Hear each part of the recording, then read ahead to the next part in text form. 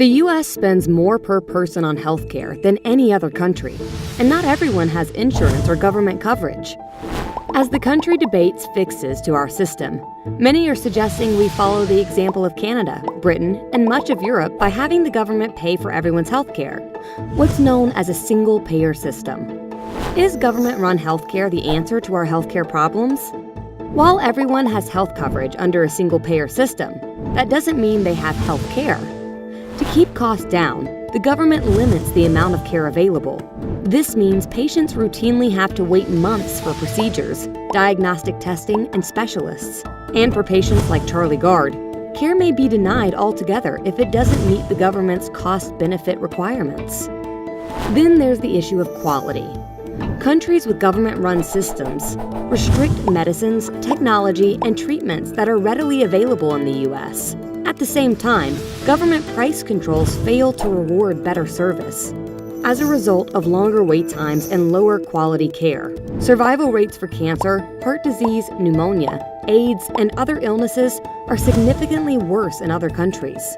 The problems of single-payer systems motivate people with enough money to seek private insurance or out-of-pocket alternatives, while the rest are stuck waiting in line for substandard services.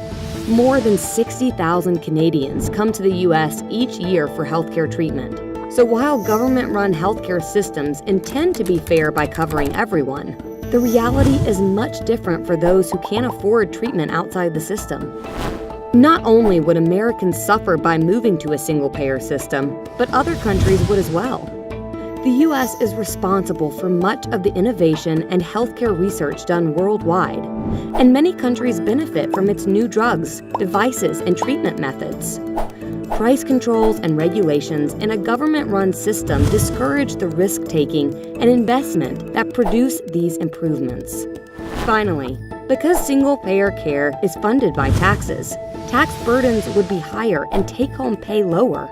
California, which recently flirted with a state government-run healthcare system, proposed a new 15% flat payroll tax to cover its expenses.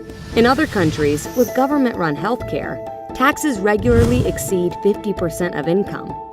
Wait lists, fewer treatment options, worse sickness outcomes, less innovation, and higher taxes.